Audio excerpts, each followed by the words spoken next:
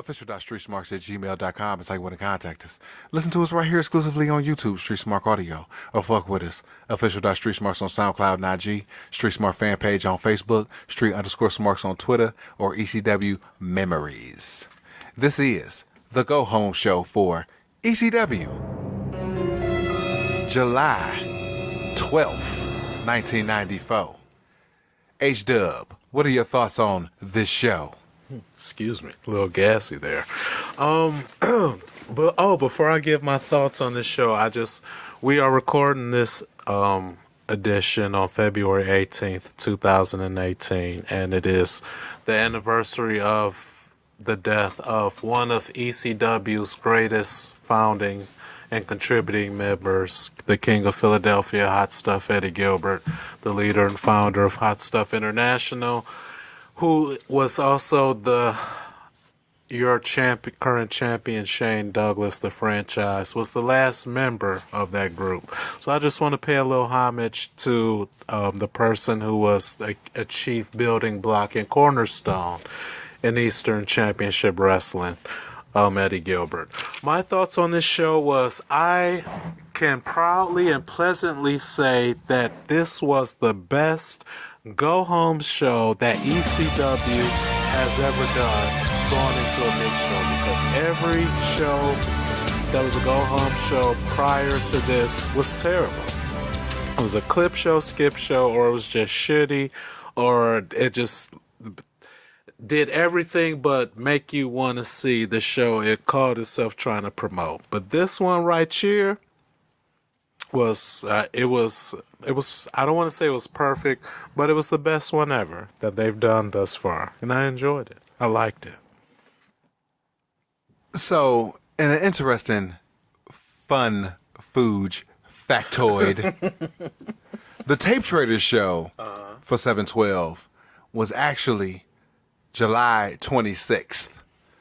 So, as I'm reviewing the show for 7/12 on the Tape Trader, you know what I'm saying? Because my compatriot always does the network show and I do the Tape Trader show, and we compare and contrast. So I'm doing a review, and all of a sudden there's a lot of inaudible moments in the show. So I skip it the first time because it's like a 10-second promo. I skip it the second time because it's big deal. But as it goes on, there's more inaudible. So I'm like, fuck, I gotta go to the network. So I go to the network to watch the 7/12 show, and it's a completely fucking different show.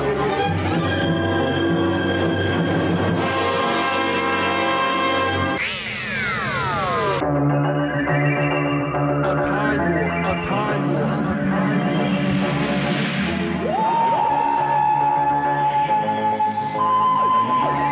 The following announcement has been paid for. Street Smart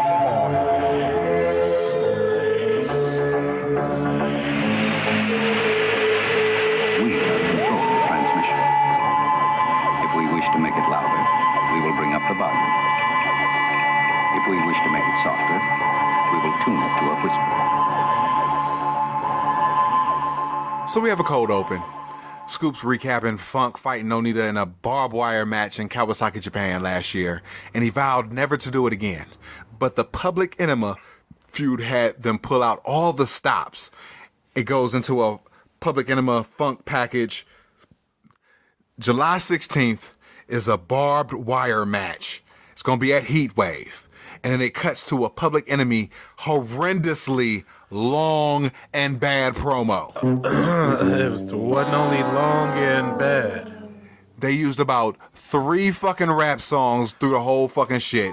So from now on, every fucking Public Enemy promo, I'm going to call out what songs they use. Okay. So they said, "What's up, Doc?" by the Fushnickers. They said, "Cash rules everything around me." And then they said, and they bit Butch Cream. right. Yeah, they don't even say the whole thing. They says, "Cash rules everything around me, dollar bill." Yeah, and that's not how it goes. And then they say, "Rockabye Baby," which is the fucking shit from New Jack City, but I'm counting it. Kobe. Who gives a shit?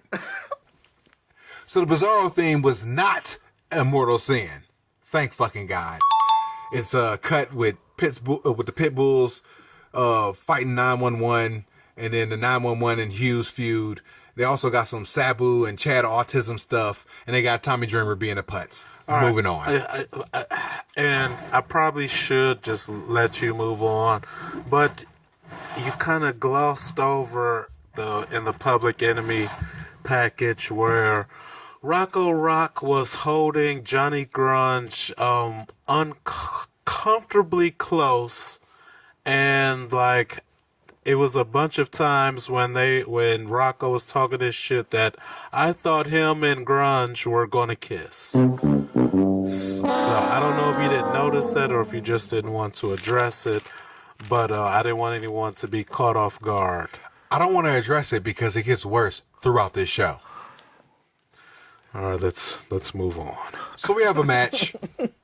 We got Jimmy Snuka with Hunter Q. Robbins III. Welcome back, HQR3. Versus the Tazmaniac. Joey's putting over the similarities of Snuka and Taz. I said, dude, they're savages. That's it. They don't have anything that mimic each other besides the fact that they're savages. And sometimes Snuka wrestles barefooted, like Taz. Joey sells it like it's student versus teacher, even though they've never interacted. Now Joey's saying that they're father and son. Collar and elbow goes nowhere. They're doing the respect thing during the match. Right. We got a Kmart suit chant. Still easy. We got clean breaks going all around. This match is boring as shit. Very clean, very boring. Shoulder blocks are going nowhere. So HQR3 pulls the ropes on Snuka, leading to a Northern Lights suplex by Taz for the win. Dud. Yeah. Dud. HQR3 storms the ring and berates Snuka. He called him a monkey. Taz interjects. Snuka says, "Don't worry, I got this." And he puts HQR3 in the corner. He rears back, but Taz interjects again. Pitbulls run in to jump Taz. HQR3 smooths it out with Snuka and they powder. Very fast, I might mind you. As they're going up the aisle, Snuka thinks about helping Taz, but he doesn't need help because Taz clears the ring with a chair. Geeks get beat up by Taz. It was the Shy and Stevie. Your thoughts? Also, somehow, not only was Hunter Q. Robbins... First of all, it was great to see Hunter Q. Robbins III. I just want to mention that. It's been a while. This is the swan song for HQR3. Just want to highlight that. I kind of had a feeling, too. Oh, this makes me sad. But at the same time, like, you know, I like logic in my storytelling, so... Take a shot. It kind of annoyed me that... For one, he was able to smooth things over with Superfly in like 6.2 seconds. And then not only that, when Jimmy was getting the urge to help Taz out, yeah, Taz did manage to fight them off, but Hunter had talked Superfly 2 times. Like when he had turned around, he talked him into turning back around and head back up the aisle. So I'm just like, dang, how you go from wanting to punch this motherfucker out to now his advice is all good again. So, you know, that tweaked me a little bit. But as far as the match goes, storytelling wise, I give it an A+, because for the fact that they never interacted before, if I watched the match on mute, I could get the story that they respect each other and, you know what I'm saying, they want to see who the better man is and stuff until Hunter Q fucked over Superfly. So I thought it was a good match overall. On the Tape Trader show, there was a commercial. ECW wrestlers were going to be going against the Ford Electronics staff in a charity softball game to benefit the American Cancer Society at some park in Philly. Was Sid going to be there? Moving on. So we got Sandman and Woman in the ring, shit. But they got cut with a pre-tape about an hour before. It's inaudible, so I go to the network. The inaudible car. So I go to the network, and the inaudible part was completely cut out. So I have no clue what they said. Nice. Mikey has an hour before the match, and he pages Hack. He said, women ask, what are you going to do with him? Woman says, whether he can or can't, Mikey's going to pay his bill. Pay the man, and then pay woman. I said, for what? Fuck that bitch, dude. I mean, she fine and shit, but I mean, what the fuck am I paying you for, bitch? I'm saying. Unless she's providing some services, she's not advertising. Stay tuned. Then I'll pay the woman. Moving on. So we got Sandman versus Mikey Whipwreck for the TV title. Long stall to start. To include getting out of the ring to let woman out of the ring. It's a boot to Mikey. And it is a walking delayed suplex. The only person he could ever get that shit off of. The shit was so fucking ignorant. But I loved it. Heel Sandman is amazing. Hack pauses after every move. He looks out, but he doesn't go to the fans. So, Razor Ramon talked about in various shoots how Kurt Hennig was instructing him when he first came into WWF. Kurt Hennig would teach him how to work TV in New York. Mm-hmm. And he says, during a squash match and everything like that, uber goof. During a squash match, you never go to the fans. You know what I'm saying? Like, you're the baby face, you're the House of Fire, you're doing your face shine and everything like that, and the fans are cheering for you. So you're going, yeah, you're doing the clap bit and everything like that. That's corny. Okay. Now, however, as a heel, you're doing a heel squash match, you're doing your shit, you know what I'm saying? And the fans are going to respond because it's cool shit. You're beating up a job guy. So as a heel, you're never supposed to go to the fans anyway. But in the midst of this, Razor Ramon was turning babyface. He was about to do the 1, 2, 3 kid angle, or he already did it, and he's turning face organically. Okay. So as he's doing these job matches on house shows and shit like that, the fans are cheering for him. They're fucking going crazy, just wanting to cheer for him. But however, he's not firing up. He's not doing the typical babyface spiel that babyfaces do.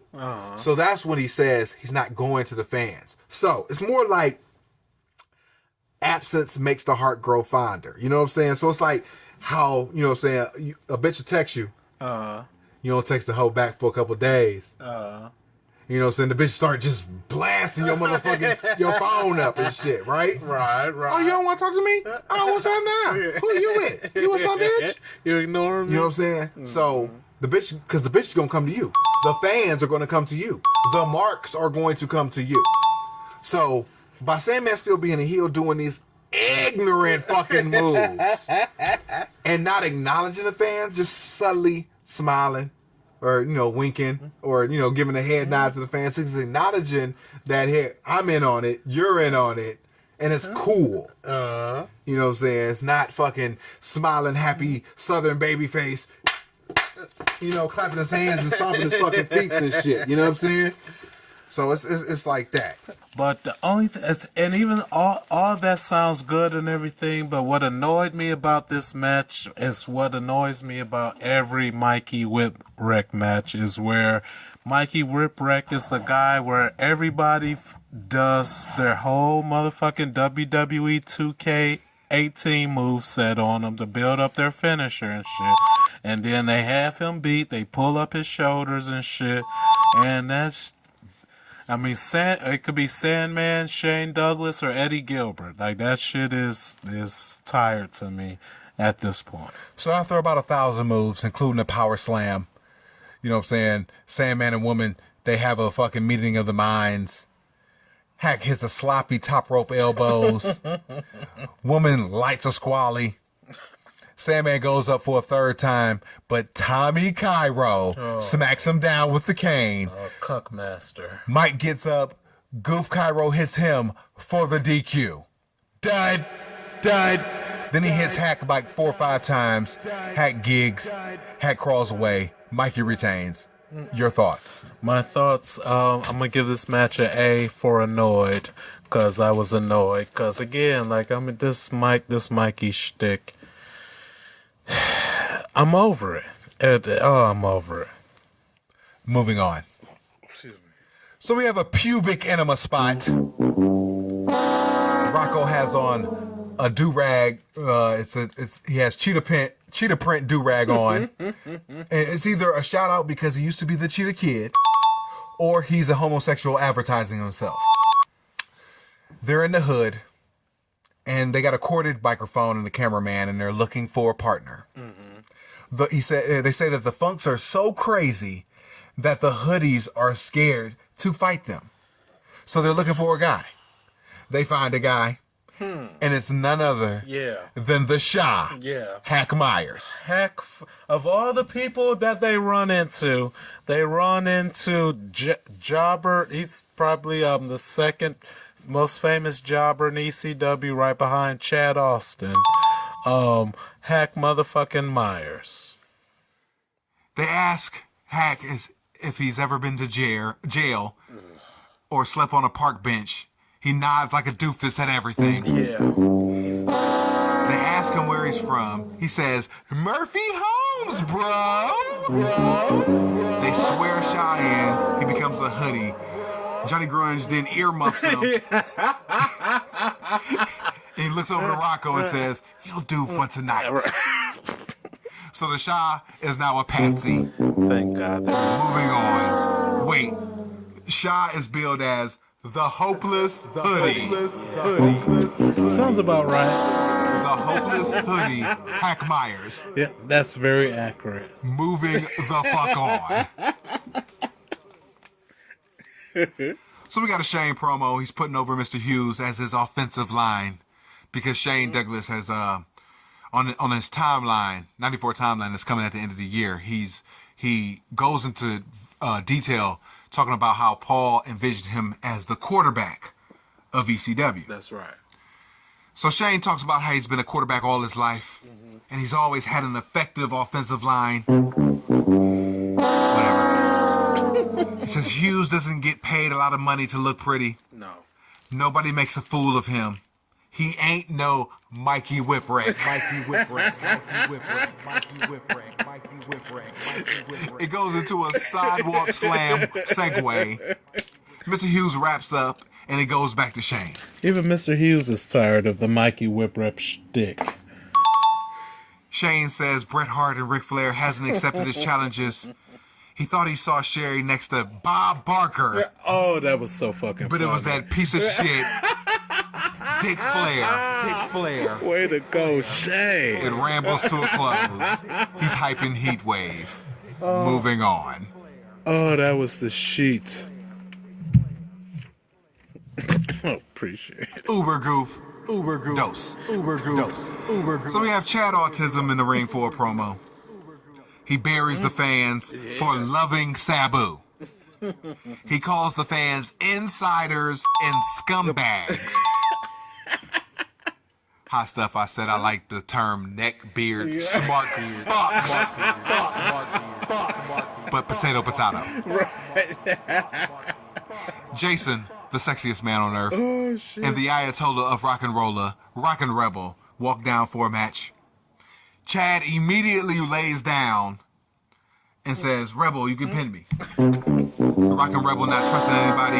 He has his fist up. He's ready to work. Yeah. Cock back like a motherfucker. Autism assures him that it's cool. Rebel for the dud. 1 star.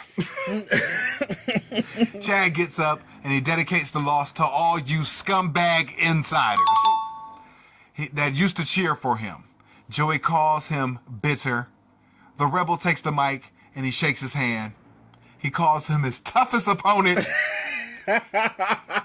And he possibly hurt his shoulder during the match. LOL. See you at the Sully's, Rockin' Rebel. The Rockin' Rebel thinks he's championship material. Chad replies, Don't forget it, buddy. Little fucking twerp. Yeah, right. Talking sheets. They show a replay of the grueling match. LOL ×2. Moving on. I love heel Chad Austin. Oh shit. So we have a Hack and Woman promo. Hack's just stomping the cane on the ground while Woman, looking mighty fine, Oh my goodness. talks about Tommy Cairo. R.I.P. with your fine ass. Sandman says, Tommy Cairo. Tommy Cairo.